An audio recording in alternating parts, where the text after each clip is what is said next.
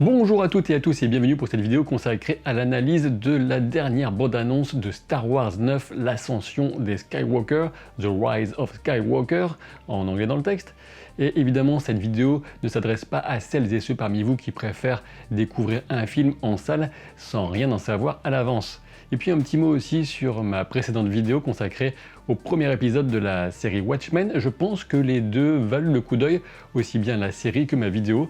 Donc si vous pouviez aller y jeter un petit coup d'œil, ça me ferait bien plaisir, c'était beaucoup de boulot. Allez, c'est parti.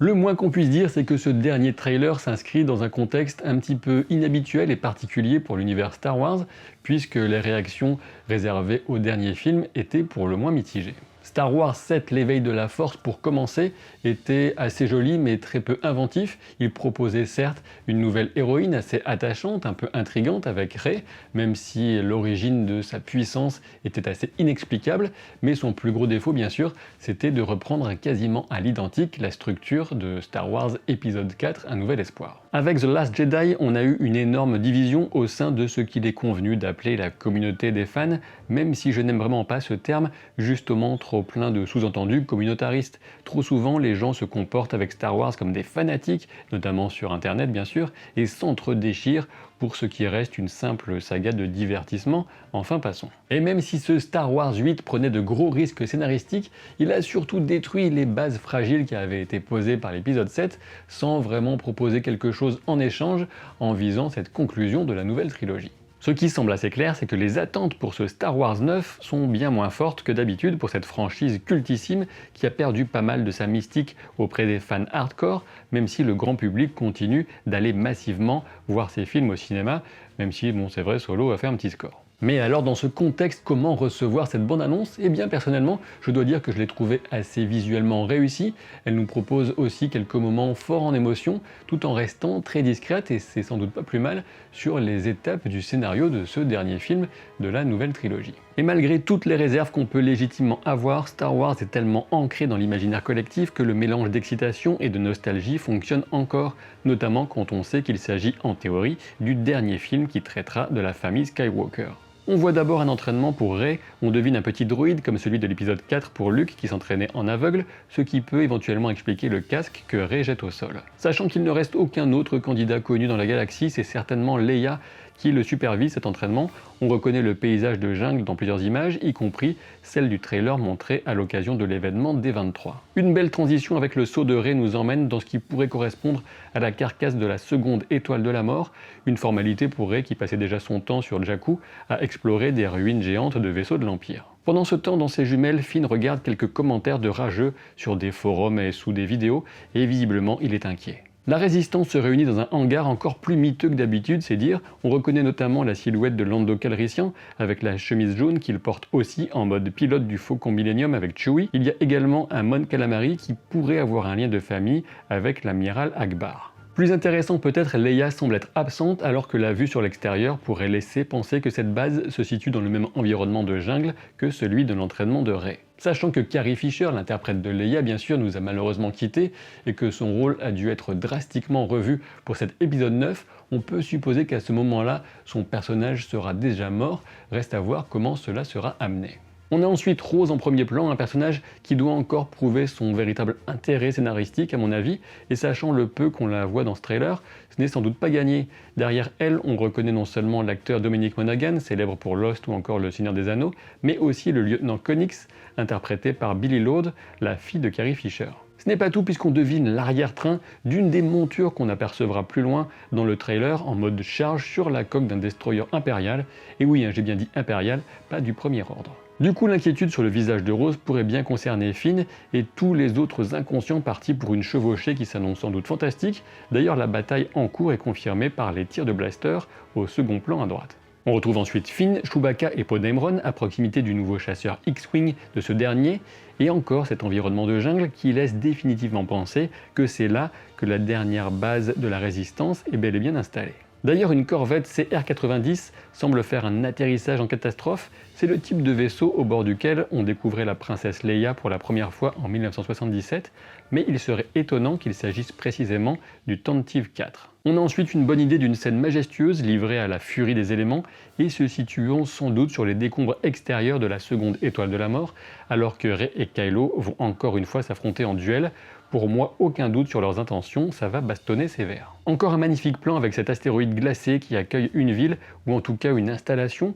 On remarque des constructions sur le haut comme sur le bas de l'astéroïde et les inévitables chasseurs du premier ordre qui viennent apporter paix et prospérité. Et de 3, encore un plan très évocateur et fascinant avec ce trône qui doit nécessairement être celui de Palpatine, même s'il ne semble pas correspondre à la position qu'on lui devine plus loin quand Rey se retrouve face à lui, clairement pas le trône de Joe le Rigolo. Pour rester dans la thématique danger impérial, on a carrément un destroyer qui semble surgir de la glace ou encore de la roche, d'un sous-sol en tout cas. C'est un vaisseau dans le style de ceux de l'Empire et pas du Premier Ordre. On découvre un peu plus tard qu'il y en a toute une flotte et qu'ils sont équipés d'une sorte de super canon, sans doute capable d'une puissance de feu proche de celle d'une étoile de la mort, sinon ce ne serait pas drôle. Et face à cette flotte quasiment invincible, on aura quoi? Eh bien on aura tous les vaisseaux que les résistants auront pu réunir.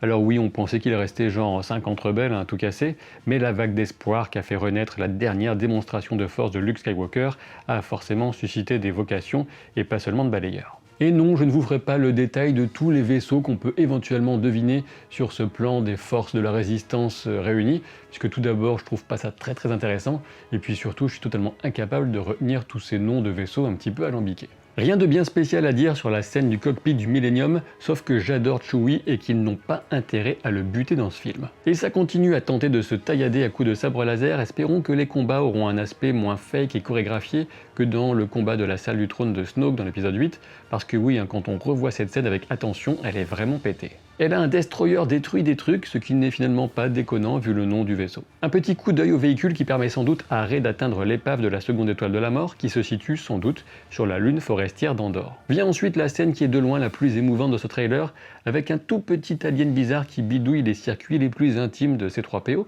On est clairement dans un atelier spécialisé en robotique, et si R2D2 n'est même pas capable lui-même de faire cette réparation ou cette modification, c'est qu'il s'agit de quelque chose de particulièrement complexe et donc important, et d'après la tonalité de la scène, ça sent à plein nez le sacrifice de C3PO pour une grande cause. Petite remarque au passage, on veut nous faire croire que Chewbacca est présent dans cette scène, mais clairement son cri provient d'un autre moment, alors que Poe Dameron porte uniquement sa chemise et pas le manteau qu'il a dans l'atelier. D'ailleurs, les tenues des personnages nous indiquent que cet atelier se situe sans doute dans un environnement particulièrement froid, peut-être celui de l'astéroïde de glace par exemple. La scène suivante, c'est un peu un incontournable Star Wars avec une incursion armée au sein d'un vaisseau, en l'occurrence sans doute du Premier Ordre, avec Chewie, Finn et Poe qui esquivent les tirs de blaster en mode Han Solo. L'embrassade entre Leia et Rey semble être une des rares scènes disponibles avec l'actrice, d'autant plus émouvant de la revoir, toujours dans cet environnement de jungle qui serait donc celui de la base de la Résistance. Ensuite, on a l'un des rares moments de gloire de BB-8 qui a l'idée de percer une sorte de bonbonne de gaz jaune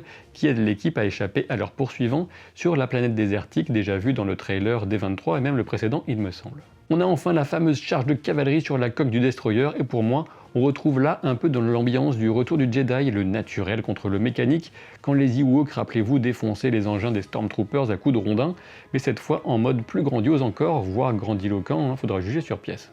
On devine à l'avant la présence de Jannah et on sait que les créatures s'appellent des Orbaks, et pas mal de monde suppose que cette Jannah serait la fille de Lando Calrissian. S'il y avait encore un doute, on est maintenant certain de revoir l'étoile de la mort avec les ruines de la salle du trône et une petite conversation au KLM entre Rey et Kylo, qui, rappelons-le quand même, sont liés par une sorte de connexion mentale étrange qui devrait jouer un rôle important dans le déroulement du film. On découvre que Finn sera présent dans les parages lors du duel entre Rey et Kylo, et s'il est si inquiet, est-ce que c'est parce que Rey est en danger ou plutôt parce qu'elle semble basculer du côté obscur, mystère. Dans une autre scène très intrigante, on a l'impression que Rey et Kylo détruisent ensemble en même temps un hôtel sur lequel repose le fameux casque de Darth Vader, et donc situé a priori dans les quartiers personnels de Kylo sur son vaisseau. Mais attention, quand on y regarde de plus près, on remarque deux choses. D'une part, c'est suite à un coup puissant et rageur de Rey que l'hôtel est brisé, et de l'autre, on remarque que Rey tient une dague dans sa main gauche. Avec les informations dont on dispose, difficile de deviner quoi que ce soit au sujet de cette dague,